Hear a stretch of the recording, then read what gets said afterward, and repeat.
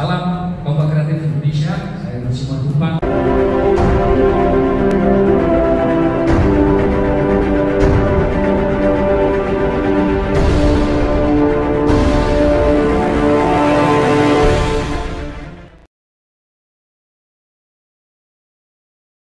Sawit.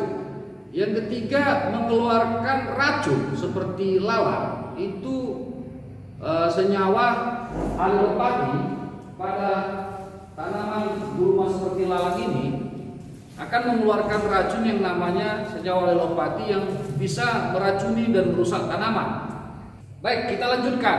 Kita masuk berbicara tentang tenaga kerja, normanya, fisik dan usia daripada pekerja maupun daripada gulma tersebut. Teknik pengendalian manual dilakukan dengan menggunakan alat cados cangkul kecil dengan lebar daripada mata cangkolnya sendiri itu sekitar 14 cm dengan cara membongkar gulma dan perakarannya. Jadi ketika kita mengendalikan manual itu kita cangkol harus itulah dengan akarnya, ya. Umumnya pengendalian daripada gulma ini terlebih dahulu dilakukan dengan babat kanvas, jadi dibabat bagian atasnya kalau kondisinya berat agar pekerja bisa melakukan pendongkelan atau pengambilan daripada akarnya. Biasanya dibabat langsung seperti ini, memendek, dan baru kita menggunakan cangkol, ya, kandos untuk menggali daripada akarnya. Apabila hanya bagian ujungnya saja yang kita benarkan, maka kemungkinan besar dia akan tetap tumbuh kembali. Sehingga kita harus memastikan akar dan hal-hal yang menjadi titik tumbuh daripada tanaman itu terangkat. Pekerjaan manual ini dikenal dengan berbagai kriteria di perkebunan. Pertama adalah berat. Ini umumnya terisi bambu-bambuan dan tanaman gulma berat, ya, yang memiliki kepadatan kerapatan sampai di atas 60%. Nah, ini norma yang biasa kita gunakan itu tenaga kerjanya 5 sampai 6 orang per hektar atau dikenal dengan 5 sampai 6 akar per hektar.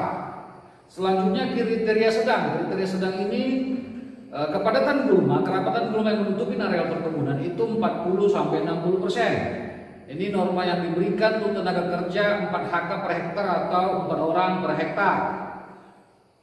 Terakhir yang kondisi ringan itu di bawah 40%. Gulma menutupi areal dan mengganggu tanaman utama itu biasanya kita berikan norma tenaga kerja 2,5 sampai 3 HK per hektar. Untuk kasus kita ambil contoh gulma bambuan, perampurna tumbuh bambu itu berkisar 1 sampai 1,5 bulan.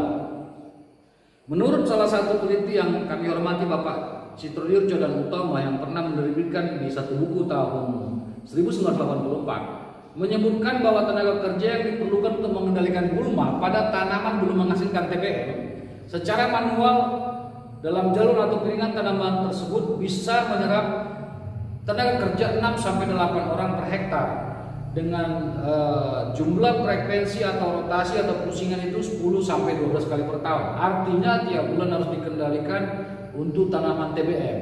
Itu makanya perkebunan atau petani itu membutuhkan biaya dan kesabaran keuletan yang cukup tinggi pada saat tanaman masih TBM. Kenapa? Karena tanaman tersebut masih bebas menyerap matahari dan pertumbuhannya tinggi. Kalau sudah TM, dia akan tertutupi oleh kanopi atau pelepah daripada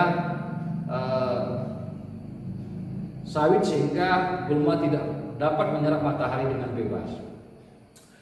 Menurut Ranson tahun 1990 bahwa penyaingan gulma dengan tanaman menyerap 35 sampai 75% tenaga yang dibutuhkan dalam semua ongkos proses produksi. Jadi pengalaman kami dan penelitian-penelitian yang kami dapat menyebutkan gambaran kisaran tenaga kerja dan norma seperti itu. Nah, teman-teman, di lapangan berdasarkan pengalaman saya di kebun, kami membagi norma-norma kelas penyiangan pada saat kita mengelola perkebunan kelapa sawit itu dari TBM sampai TM dikenal dengan perlakuan 0 atau perlakuan PO. Ini secara normatif tanaman itu area itu masih dipenuhi dengan kacangan leguminosa. Namun menjelang setiap rotasi penyiangan, kita diizinkan masih tumbuh golongan gulma yang A, B, C. A ini cukup berat ya, B dan C, dengan persentase penutupan gulmanya 5-25% dan tinggi gulma itu 5-10 ya. Namun umur tanaman yang ditangani di sini adalah umur 0-1 tahun. Gulma yang masih diperbolehkan tumbuh itu seperti paspalum, ya, ageratum, streptococcus dan lain-lain. Kemudian P1, secara normatif, norma penyiangan gulma di areal yang perlakuannya dilakukan P1 itu masih ditutupin oleh tanaman kacangan, ya, dan ini masih di areal TBM dengan persentase penutupan gulma sudah cukup tinggi, yaitu 25%. Dan maksimal ketinggian gulmanya 30%. Gulma-gulma yang tidak boleh tumbuh di sini biasanya golongan D dan E, yaitu gulma yang seperti Implantas lyrica, gulma Elolopati micania, dan golongan gulma berkayu seperti Bophotarium. Selanjutnya kelas penyiangan P2, P3 dan P4 ke-5. Untuk menyingkat waktu, kita akan bantu teman-teman menyorotkan seperti apa sih matrikulasinya. Mari kita lihat.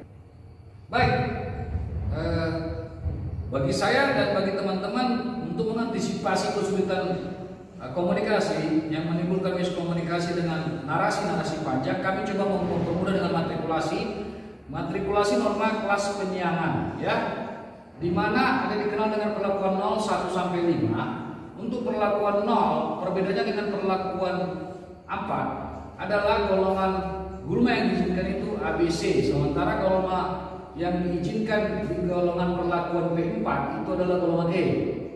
Penutupan persentase daripada gulma terhadap bahan itu 5-25%, sementara di golongan perlakuan 4 itu sudah menutupi 100%. Tinggi daripada gulmanya 5-10 cm di atas permukaan tanah, dan P4 itu lebih kecil atau sama dengan sekitar 30 cm. Usia tanaman daripada gulma yang ditangani di perlakuan 0 itu 1 tahun, sementara perlakuan 4 15-20. Keterangan tambahan, ya, ini gulma yang fokus ditangani di perlakuan 0 itu adalah terdapat di piringan, artinya di gawan mati belum terlalu diperhatikan, ya. Dan di perlakuan 4 ini umumnya kita pada tanaman yang sudah TM tua. Ini mewakili penjelasan saya tentang matrikulasi P0 sampai P5. Namun untuk lebih memperdalamnya, kita coba berbicara perbedaan antara P2 dengan P5. Perlakuan 2, golongan gulma yang diizinkan itu adalah C dengan penutupan gulma 25 sampai 50%, tinggi gulma di atas sekitar 20 cm.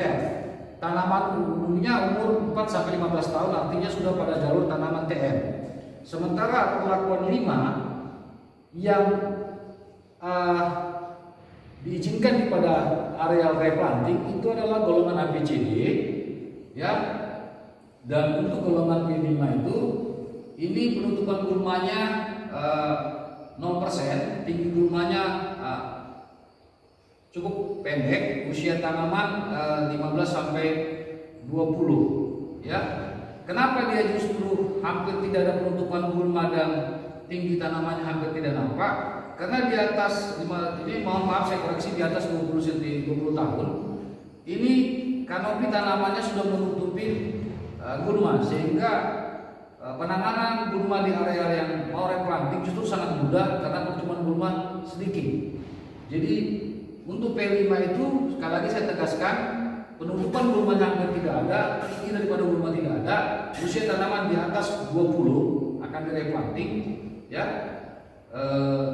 Inilah perlakuan yang penyiangan yang normal dilakukan justru semakin kecil, semakin rendah. Ingat di awal di P0 norma HK yang dibutuhkan cukup tinggi, semakin ke P5 norma tenaga kerja yang dibutuhkan semakin rendah, dikarenakan daripada kondisi gulmanya sudah semakin ringan. Mungkin itu yang mempermudah kita membahas tentang norma penyiangan yang umum dilakukan di kelapa sawit. Baik, sebelum video ini saya tutup, saya akan menjelaskan tentang klasifikasi gulma tadi yang dikenal dengan gulma kelas A, B, C, D, dan E. Gulma dibagi dalam 5 tingkatan. Gulma A adalah gulma yang sangat berbahaya bagi tanaman perkebunan sehingga harus segera dikendalikan, bahkan mungkin diberantas. Yang bisa diberantas seperti adalah Imperata cylindrica dan Micania micrantha. Ini kami rujuk dari Bapak Nasution tahun 1986. Gulma kelas B, gulma yang merugikan tanaman sehingga perlu ditindak dengan pengendalian. Dan gulma ini biasanya contohnya seperti di masyarakat dikenal dengan bahasa gulma sentuduk atau Melastoma malabatricum, ya, dan gulma kerisan seperti Scleria sumatrensis.